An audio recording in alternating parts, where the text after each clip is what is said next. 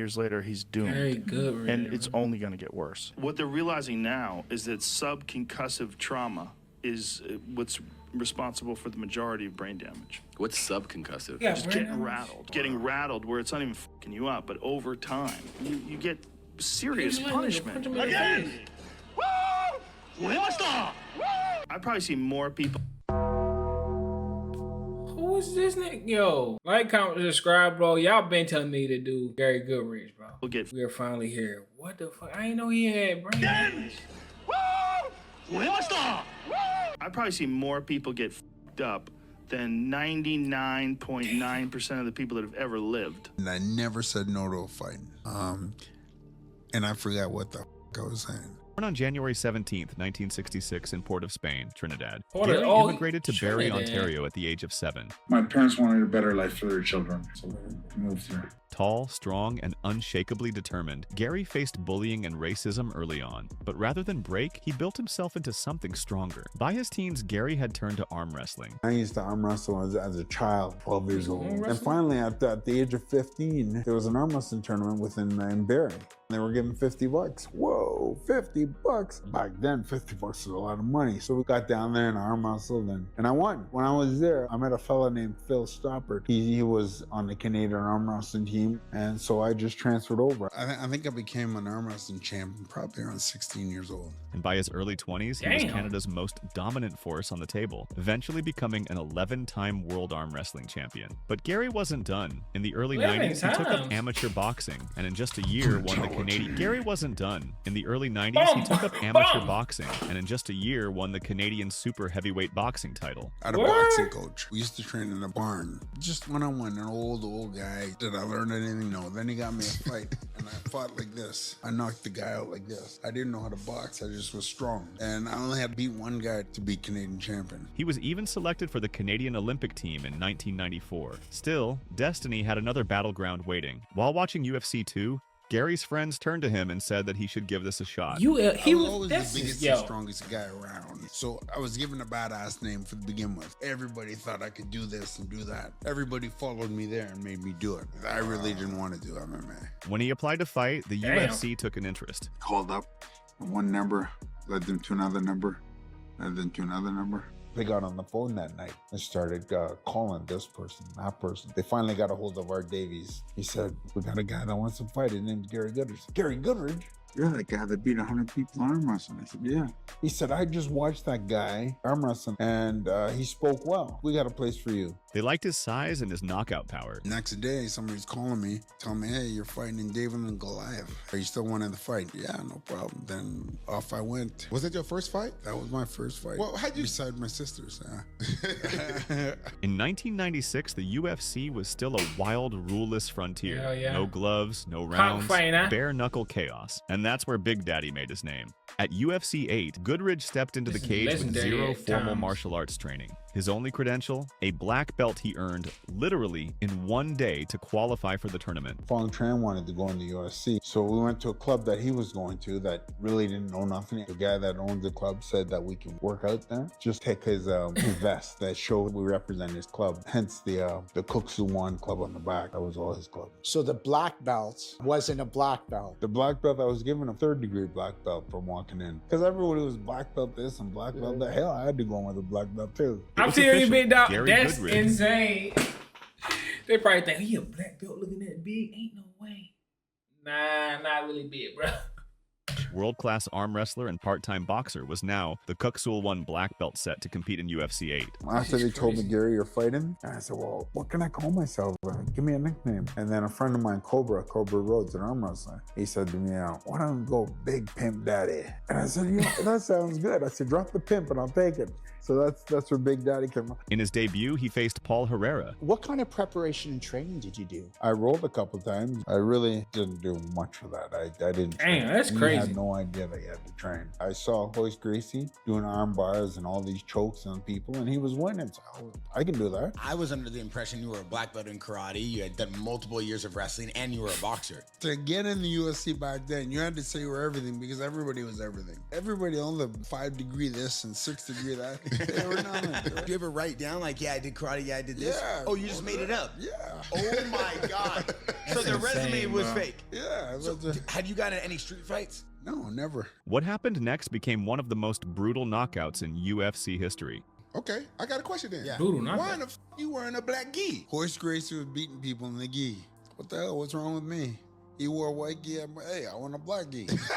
I feel it. People told me that Paul was racist with Tank, that they're a racist group to get me angry.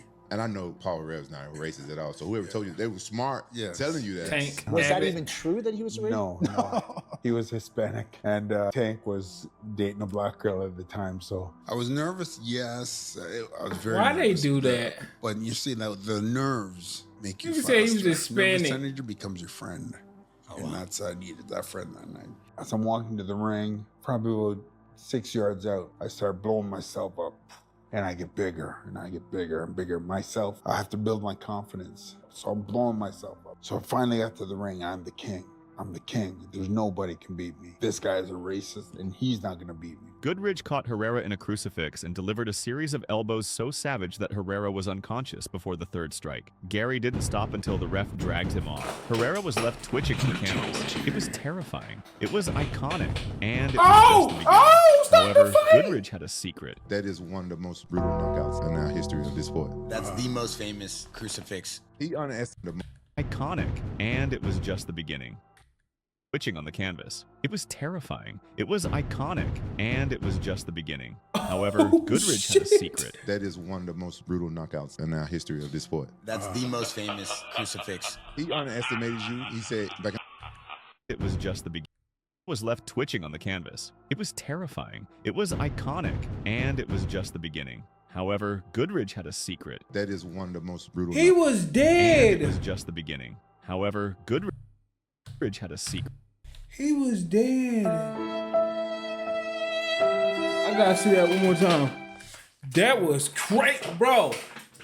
Never. Terrifying. I'd never it fought was again. Iconic, and it was just the beginning. However, Goodridge had a secret. That is one of the most brutal knockouts in our history of this That sport. was That's the nasty. most famous crucifix. He underestimated you. He Oh said my back in God. those days when he took that fight on on short notice and he was out drinking and partying and he just thought that he was going to take you down and out wrestle you. I didn't really discipline myself for the fight. Honestly, in my mind, I was spending the $50,000. I thought I was going to win that tournament. Paul was making some videos of how to fight and everything, and that ended up getting to Gary Goodridge, and he knew that a high crotch was coming. So he knew exactly what was going on. They must have sat around for hours and days. That was and disgusting. perfected a counter to his high crotch. Otherwise, he would have got on top of Gary and knocked him into another world. You go to the USC and you have a room to train in, a huge room. So what they used to do in a room like this full of glass, they'd put the newspaper on the walls, on the glass, so you can't see in. I had put some guys on him to see what he's doing, because that's what we did back then. So they stumble upon his training room and it was open. But every time they opened up and look in, he was doing that move. It's called a fireman's carry. They should have locked the door. So then they came back to me and said, you know what he's going to do. Wow. So then we stayed up all night working on how to combat that. 4 hours later, he's shooting on me the same way that I was just practicing. So that's why it's like blinking your eyes, boom. Had he did anything else but that, it would have been a different fight, much different fight. Goodridge That advanced is to the final that crazy. night, defeating Jerry Bolander before falling to Don Fry after a grueling war. So I went through the first Don match Fry. quick, I like mean, you lose said. to Don Fry. I mean, what can you do? It's Don Fry, the man of mans. 8 seconds. And then the second match, Jerry Bolander just drained me out. After that, I came back to the room and I can't fight no more. That's it. Bobby Edwards came to the dressing room and said, Gary, now right now you have won $10,000. If you fight and lose, you make 10. If you fight, you can make 50. Or you don't want to fight, you don't get nothing. Wow. So I'm fighting. I don't care how tired I am. I'm jumping in the ring because he's gonna pay me. So that's why I took the gi off, because I just was tired. It was just so much. weight on top of me. A lot of people, they think that the fight was actually a separate fight because you didn't have the same outfit on. So people were like, oh, he was training, and then they cropped in a different fight. So the gi came off because you were tired. Yeah. But the message was clear. Big Daddy had arrived, and fans loved him for his knockout or get knocked out mentality. Gary, you fought valiantly. You came in here to the UFC, a rookie.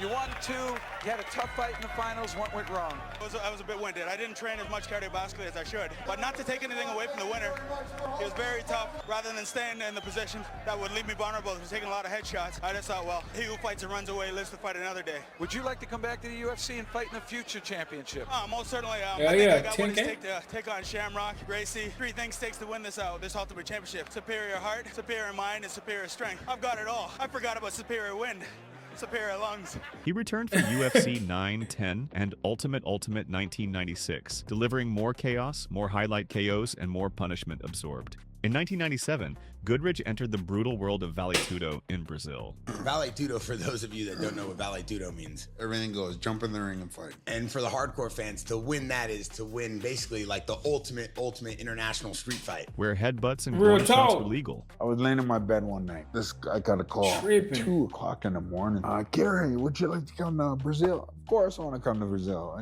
We have a fight for you. We have a 8-man tournament. Come on down. What are the rules? There's absolutely no rules. So if you poke someone in the eye, they'll poke you. If you bite somebody, they'll want to bite you. So if you don't do those things, that's okay. At IBC 2, he won 3 fights in one night, including a notorious finish where he grabbed his opponent's groin mid-fight to escape a submission.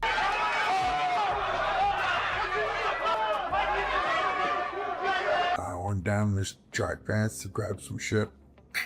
It was allowed. So what'd you do with it? Squeeze it. $50,000 nut grab. That was back in '96. Never heard about you using nut grabber. He was now an international brawler, a prize fighter in every sense of the word, and Japan took notice. What made you all of a sudden go from the U.S. to Fighter in every sense of the word, and Japan took notice. Well, do you know who you about to fight? Notice. That's What made you Fedor. all of a sudden go from the U.S. to Pride? I followed money. I followed money. If you were paying me, I liked you. That's where I was fighting. Later in 1997, Goodridge signed with the new Japanese promotion Pride FC. In his Pride debut, he knocked out UFC champion Oleg Taktarov in front of a stunned Tokyo crowd. You fought on the first ever Pride in Japan. You got the first ever He was in the KO first in Pride one? history. Yeah, and it's pretty historic KO, and you setting kind of the bar for what Pride was going to be. And as any MMA fan knows, for the hardcore fans, Pride is where it mattered. If you had a Pride belt, you were a bad dude. Pride was some of the greatest fights and greatest roster and talent the world's ever seen. From there, it was war after war. He faced Marco Ruas, Igor Vovchanchin, Valentine Overeem, and Antonio Rodrigo Nogueira, some of the most dangerous men in combat sports. Sometimes he delivered the knockout, and other times he was the one hitting the canvas. If you come on and you're really good and you beat somebody in 2 seconds, it's not a show. If you come out there and you can beat somebody over and over again for a long time, that's a show. I beat you until you gave up. But Gary never turned down a fight. He became Pride's go-to gladiator. A gatekeeper, sure, but one who could end anyone's night with a single punch. My style was, I'm gonna knock you out or you're gonna knock me out. I really enjoyed being the role of the gatekeeper, the role to set the bar. In 1999, while continuing his run in Pride, Goodridge expanded his reach, transitioning into another arena of violence, K1 kickboxing. I was really impressed with you when you went over to K1. nigga You was knocking folks out in K1. Everything. I didn't know how to do it. I never done it before. It's painful. It is the most painful thing I've ever done in my life. Win or lose. Kickboxing. Oh. In his K1 debut against Musashi, Goodridge was disqualified after landing a knee to the groin. That disqualification marked the start of a tragic slide. Just one win in his next 8 fights, including 3 devastating knockout losses. By the early 2000s, signs of wear were starting to show. He began losing more frequently, especially against technical grapplers and younger strikers. Now in his late 30s, he was facing elite world-class strikers like Ray Sefo, Remy Bonjasky, and Pat Barry. The results were predictable. However, Goodridge's power still showed flashes. He even won the 2005 K1 Hawaii Grand Prix at age 39. But the damage he took was enormous. In multiple fights, he was knocked out with head kicks, spinning fists, and punches that would have ended other careers. He didn't care. "I get paid to give knockouts or take them," he once said. But behind the scenes, the toll was mounting. The slurred speech, the memory lapses, the short fuse. It wasn't obvious to fans yet, but inside, something was breaking. From 2006 to 2010, Goodridge fought on pure instinct. He went 0-8 in his final MMA fights. In kickboxing, he was knocked out 9 times in 4 years. He took fights on short notice, often without proper training. The reason? Money. Mark Coleman, he was supposed to 9 fight. times in 5 plane years. going over there and said, "Daddy, I don't feel good. I think this guy's too tough. I didn't train hard enough. I think they're gonna offer you good money because I'm not fighting." When Mark said I had to fight, I didn't want to fight. They offered me $100,000. Back then, that was good money. At that point, I hadn't trained for 3 months. They sealed the deal when I landed. Promoters exploited him. At the end of your career, you lose a fight, so then the next people want to pay you less because you lost the fight. And at the end, you're trying to pay bills. Fans still cheered, but every punch absorbed brought him closer to disaster. You consistently fighting in kickboxing and MMA. Which one did you enjoy the most? Whoever was paying me. It was a job for me. In 2010, after 14 years in MMA and over 80 fights across disciplines, Gary Goodridge finally retired. Goodridge thought the fighting was over, but in 2012, he found himself facing a new battle, this time outside the ring. Doctors diagnosed him with early-onset CTE, a brain disease caused by repeated head trauma. It wasn't just memory loss, it was the start of a lifelong war with his own mind. When did you start having problems that you started noticing, a lapse of memory or whatever your case was? It happens so gradually, you don't even really know. People had to point it out to me. Yeah, we just said that a couple minutes ago. It sneaks up on you. It's like a shark in the water that you can't see. He became one of the first MMA fighters ever publicly linked to the disease. So I went to Dr. Ashalani, and she spent 2 weeks with me. After 2 weeks, she diagnosed me with CTE.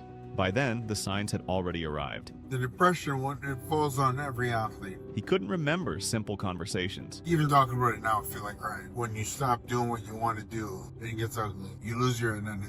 He'd repeat himself constantly. He'd forget interviews just hours after giving them. And it's not the pain, it's just you forget who you are. You're all of a sudden forced to be the person that you don't want to be. At just 46, his short-term memory was nearly gone. This is it for the rest of your life. Doctors said he had the brain function of a man in his 80s. Oh shit, I take about 13 pills a day. Just supposed to control my anger, nothing else. Truly, honestly believe if it wasn't for the pills that I'm taking, my life would have been done a long time ago. You would have killed yourself. Absolutely. It's got me crippled. The damage was irreversible. Still, Gary took the diagnosis like he took every fight head on. He began speaking publicly about CTE, warning young fighters about the risks. I was so afraid of myself because I didn't know what I was capable of, and all of a sudden I was just like rage. He donated his brain to science. What happens in the morning when you wake up? I feel like going back to sleep. My days suck. You constantly forget on a daily basis, all the time. Things are gonna get worse. It doesn't get better. This is the best that you will be. He became a symbol of MMA's growing pains, the price paid by the pioneers. Because everybody knows what I went through and how good I am now, they can talk to me. So I got a lot of people call me, just check up on each other. Hey, what's going on? But right now, Don Fry needs help, so we call him. That's where we spend our time. If somebody called me 2 minutes from now and told me Don is dead. They hanging. That's hard. I ain't gonna lie. I would not be surprised at all. That's hard. I can't lie. This is hard. That's where he's at with this disease. Today, Gary Goodridge lives quietly in Barrie, Ontario. He attends therapy sessions multiple times a week. He takes medications to slow the decline. Some days are better than others, but even now he's still fighting, this time against time itself. In 2022, Gary was inducted into the Barrie Sports Hall of Fame. He stood on stage, slower, quieter, but proud, because no matter what he never lost who he was. Gary Goodridge was never UFC champion. He never held a pride belt, but he was a warrior through and through. He gave us moments we'll never forget. The Crucifix KO. What you just said, 22 million views, it's on one video. So it's humbling, like 30 years later, that people can still pick you out. It was just perfect. I love that. It was definitely something, poetry. The bare-knuckle brawls, the fearless call-outs, and now he gives us something else, perspective. He reminds us that behind every knockout, there's a cost. Behind every roar of the crowd, there's a quiet aftershock. You taught me something very valuable that I use in my career in Pride. You told me, like, this right here, it's all about entertainment. You go out there and you fight your hardest, put on a great show, crowd gonna love you. Win the crowd, you got a career here. Whenever I lost over there, I didn't beat myself up. I didn't feel bad. He paid that price so others might not have to. Big Daddy's story isn't just about power, it's about courage, consequence, and ultimately legacy. Despite the challenges of CTE, Gary Goodridge continues to train at the gym, not for competition, Damn. but for mental health, structure, and community. Was it all worth it? You know what? I couldn't see my life in any other way. I miss it all. I miss everything. I loved it. I'm humble. I have a nice home. I have a nice woman. That's all I need. I'm with great friends, great memories. What else can I ask for? Fact, bro. Shout out to Gary Goodridge, man. Damn, that CT is a motherfucker, man. That's why you gotta just thank these fighters, man. Thank them why they here and why they fighting, actually putting their life on the line. But, hey, man, shout out to Gary Goodridge, man. Like, comment, subscribe, bro. Damn. But I'm gonna see y'all next, man. Y'all already know what's going on. No.